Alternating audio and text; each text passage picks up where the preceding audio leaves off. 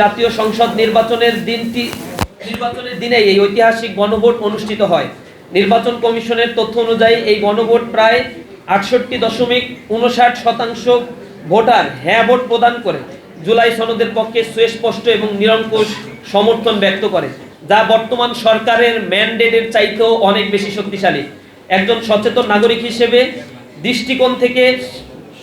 নাগরিকের দৃষ্টিকোণ থেকে এই গণভোটের তাৎপর্য অত্যন্ত গভীর। এটি কেবল একটি নীতিগত অনুমোদন নয়, বরং এটি রাষ্ট্র ও জনগণের মধ্যে একটি নতুন সামাজিক চুক্তি বা সোশ্যাল কন্ট্রাক্ট প্রতিষ্ঠা। জনগণের এই প্রত্যক্ষ ম্যান্ডেট স্পষ্টভাবে নির্দেশ করে যে নির্বাচিত প্রতিনিধিরা কেবল আইন প্রণেতা হিসেবে নয়, বরং সংবিধান সংস্কার পরিষদের সদস্য হিসেবে দ্বিতীয় শপথ গ্রহণ করে নির্দিষ্ট সময়সীমার মধ্যে জুলাই সনদের আলোকে সংবিধান সংশোধন সম্পন্ন করবেন, যে শপথ ইতিমধ্যে বিরোধী দল নিয়েছে। অতএব এই গণভোটের ফলাফলকে একটি সাধারণ রাজনৈতিক মতামত হিসেবে দেখা যায় না, এটি একটি সুস্পষ্ট সাংবিধানিক নির্দেশনা, যা জনগণের সার্বভৌম ক্ষমতার প্রত্যক্ষ বহিঃপ্রকাশ। গণভোটের সাংবিধানিক বাধ্যবাধকতা বনাম নোট অফ ডিসেন্ট।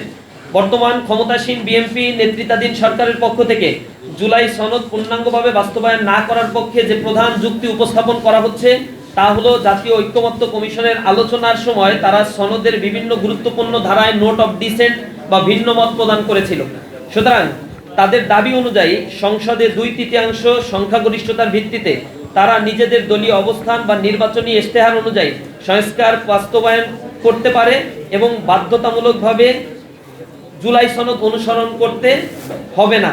কিন্তু এই যুক্তি কেবলই একটি দুর্বল যুক্তি নয়, এটি সাংবিধানিকভাবে অসঙ্গতিপূর্ণ, যৌক্তিকভাবে স্ববিরোধী এবং গণতান্ত্রিক নীতির সুস্পষ্ট পরিপন্থী।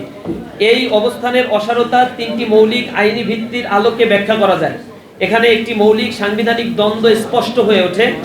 জনগণের প্রত্যক্ষ সার্বভৌম অর্থাৎ পপুলার সভরেন্টি বনাম সংসদীয় সংখ্যাগরিষ্ঠতার একটি দাবি। জনরায়ের সর্বোচ্চ সাংবিধানিক বৈধতা আসলে কি? বাংলাদেশের সংবিধানের 7-1 অনুচ্ছেদে সুস্পষ্টভাবে ঘোষণা করা হয়েছে, প্রজাতন্ত্রের সকল ক্ষমতার মালিক হবে জনগণ। এই নীতির আলোকে রাষ্ট্রের সকল সাংবিধানিক ও আইনগত কাঠামো শেষ পর্যন্ত জনগণের ইচ্ছার উপর ভিত্তি করেই প্রতিষ্ঠিত।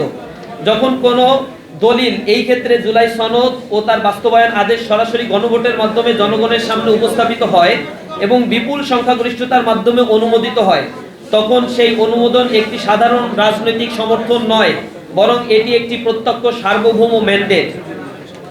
প্রায় 68.69% ভোটারের হ্যাঁ ভোটের আইনি তাৎপর্য হলো জনগণ জুলাই সনদকে তার সামগ্রিকভাবে গ্রহণ করেছে। এই গ্রহণযোগ্যতা কোনো খণ্ডিত বা শর্ত সাপেক্ষে অনুমোদিত নয়, এটি একটি পূর্ণাঙ্গ অনুমোদন।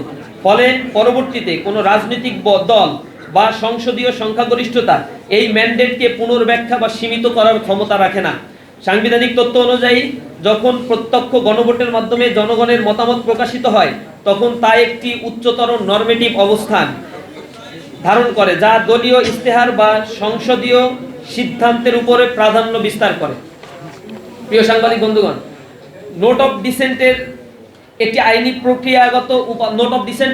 প্রক্রিয়াগত একটি উপাদান, যা মূলত খসড়া প্রণয়ন ও আলোচনার পর্যায়ে রাজনৈতিক দলগুলো মত পার্থক্যের ক্ষেত্রে নথিভুক্ত করা হয়। এটি কোনো চূড়ান্ত বা বাধ্যবাধকতামূলক আইনি অবস্থান নয়। যখন একটি খসড়া দলিল, তার মধ্যে ভিন্ন মতগুলো অন্তর্ভুক্ত ছিল, সরাসরি জনগণের সামনে গণভোটের মাধ্যমে এটি উপস্থাপিত হয় এবং জনগণ সেটিকে অনুমোদন করে, তখন পূর্ববর্তী সকল প্রক্রিয়াগত আপত্তি বা ভিন্নমত স্বয়ংক্রিয়ভাবে আইনিভাবে গুরুত্ব হারায়। অর্থাৎ এই গণভোটকে কেবল একটি জনমত যাচাই প্রক্রিয়া হিসেবে দেখা যাবে না, বরং এটি একটি পূর্ণাঙ্গ রেটিফিকেশন প্রসেস, যার মাধ্যমে জনগণ খসড়া সনদকে চূড়ান্ত বাধ্যতামূলক রূপ প্রদান করেছে। এই সিদ্ধান্তের ফলে পূর্ববর্তী নোট অফ ডিসেন্টগুলো কার্যত তামাদি হয়ে যায়।